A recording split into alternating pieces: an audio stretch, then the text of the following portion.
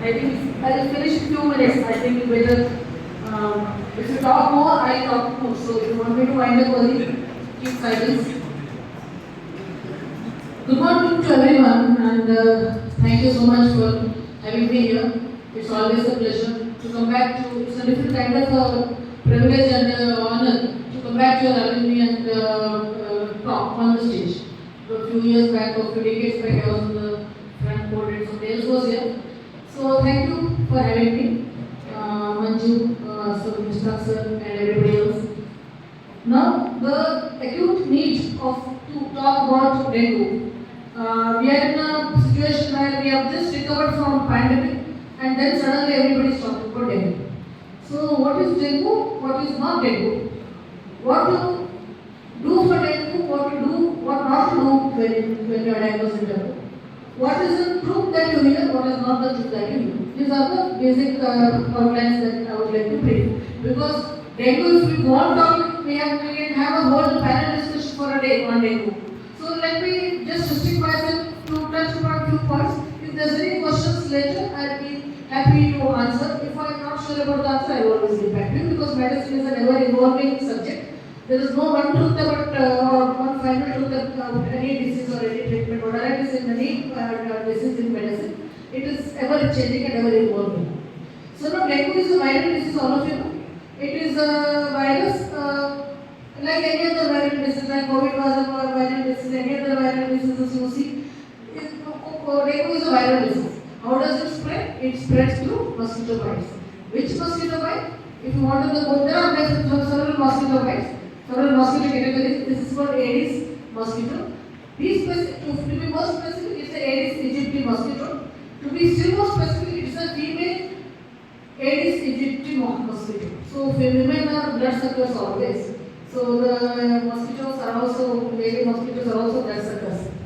And so that comes to a point that we have understood that it's a mosquito bite which causes dengue. It's a virus which is transmitted from infected patient, for example, somebody else has a dengue, mosquito bites it, the mosquito gets multiplied in the virus gets multiplied in the body of the mosquito, and then that mosquito bites me, the infected virus,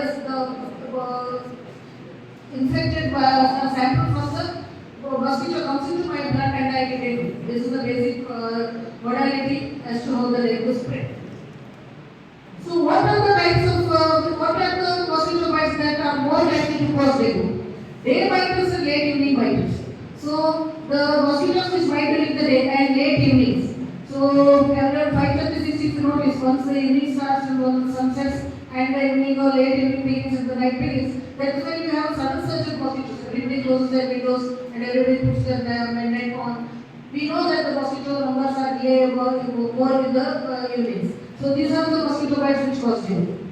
So there are basic 3 steps in any dengue story. Or if a person is infected with dengue, there are 3 stages in which a person passes through. One is acute febrile illness. That is when most of the cases have fever. You know that dengue is a fever. So how do you know? Anybody who has a fever, at least nowadays, should be suspected that he is having a dengue. Not necessarily that everybody with a fever has dengue, but most with the dengue have fever. So when a person has fever, that too which is not associated with cold, cough or sore throat. If the person has a fever and if you have cold, cough and sore throat and running nose, then we can take it as a respiratory infection. But if somebody has a fever without any of these symptoms, and if it's associated with body pain, pain in the eyes, maybe vomiting, maybe nausea, maybe loose stools, or sometimes small rashes in the body, red spots on the body. So most of these are the basic symptoms of dengue. These are also symptoms of other viral fevers. Just because somebody has a fever and about to vomiting, there's no need to panic and come to the hospital and presume that you have a dengue. Right? So these are the acute febrile illness where, like any other viral disease, person has a fever. By the way, majority of dengue infected patients are asymptomatic. They don't have any symptoms. So for example, if all of us there are around 150 people here, you do dengue test for all of us, maybe 10-15 will come positive without having any symptoms at all. So majority of I will appreciate if you keep silence. So, because I'm not very young, I'm 50 plus, so my thoughts get broken if you make a noise. So I finish early. So the thing is, where was I? So it's about, yeah, what was it? Yeah, so it's not about anybody has a fever, you panic and come to the hospital and get admitted. There is no need. So within first 5 days you have fever. Most of the times you get alright on your own. There is no need to do blood test. There is no need to panic. No need to come and get admitted. No need to rush to Mangalore. Most of the moment, some lab tests give them a dengue positive test and these people and wait to take an ambulance and rush to Mangalore. Most of the hospitals in Mangalore are filled with medical patients who are actually fine. They have no disease whatsoever, needing an hospital admission. So they are getting admitted there and everybody is making merry out of it anyway. So that is one thing. So second phase is a critical phase. After the best part is platelets. Everybody talks about platelets. Everybody knows that platelets fall when there is a dengue. Even a layman knows that when there is dengue fever, the platelets are going to fall. Unfortunately, most educated people are the ones who are messing up. They have fever, dengue is positive, they see the platelets is 2.5 lakhs, they are happy. To tell you the truth, the platelet starts falling after the fever comes down. So just because you have high fever, if you have platelets are normal, don't have to relax and think that nothing is going to go wrong with you. At the same time, after 5 days when the fever comes down, that is when the critical period starts and the platelet starts dropping then. So if after 7 days in the patient, we always advise platelet to be tested after 5 or 6 days. But unfortunately, the normal psychologist, once the fever is not there, then why go for a blood test? That is what most presume. And the platelets fall miserably at 7th or 8th day, 6th, 7th, 8th, 9th day, as when platelets are going to fall. So most of the patients who had problems with dengue are the ones, first 5 days they don't have, they took some paracetamol, this, that, they are fine. 6th day they are okay, they are going to their work or office or wherever. 7th day they feel a little weakness, they thought it could be because of dengue and he is just going. 7th day, one fine day he vomit, he will have a stroke, he will have something else.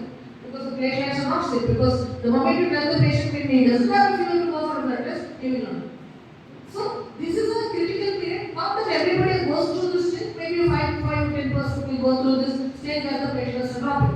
Just because the platelets are dropping doesn't also mean that you need platelets or platelets to be transfused. No.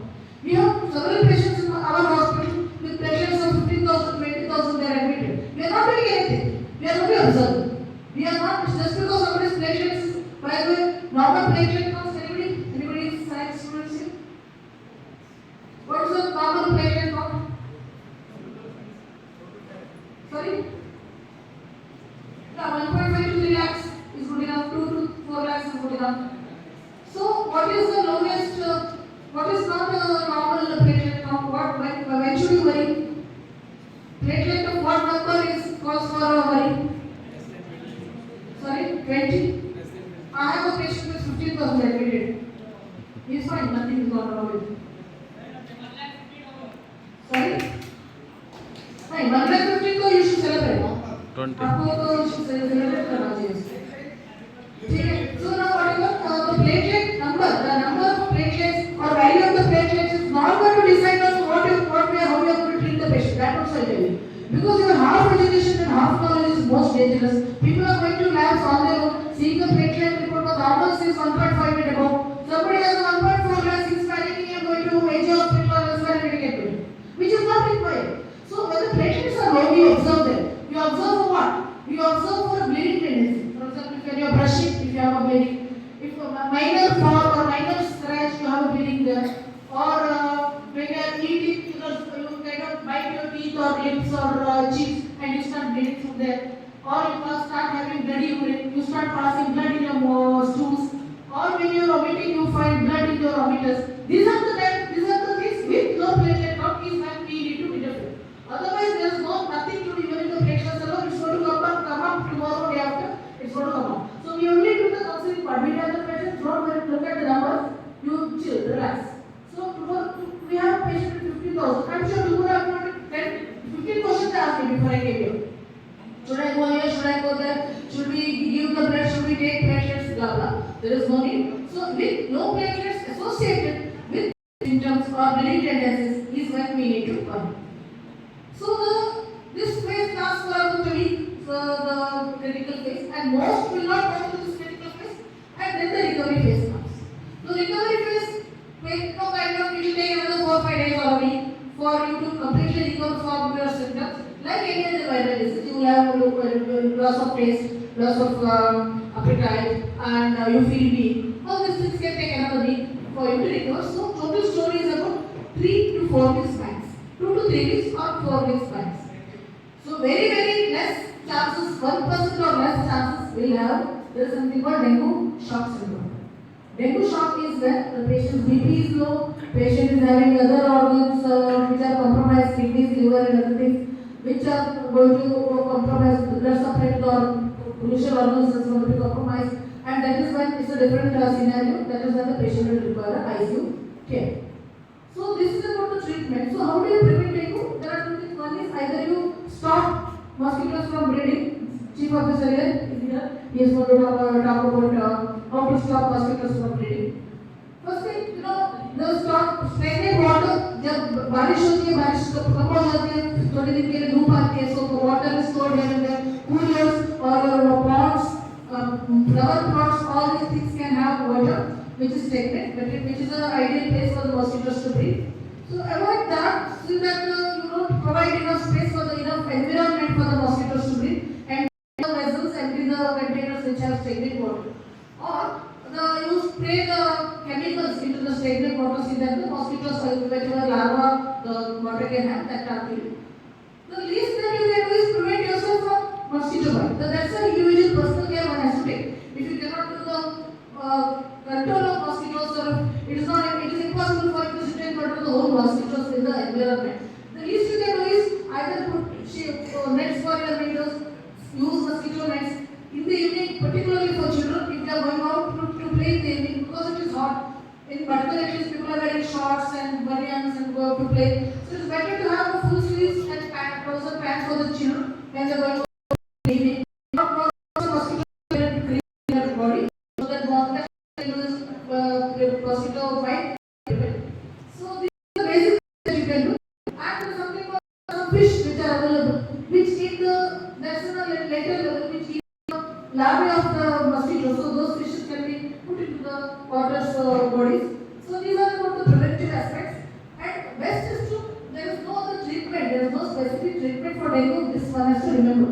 Unlike malaria, we have chloroquine, we have typhoid, we give antibiotic, we have something else, we give specific drug for those conditions. Sadly, dengue doesn't have any source. You have to only observe, but when you us, we need only supporting care. If you have fever, you paracetamol, you have vomiting, you give IV fluids, you have loose motion, give IV fluids, give vitamins. This is the only that we can do. There is no one source of medicine or vaccine for dengue. This is what one needs to do. So also dengue vaccine is yet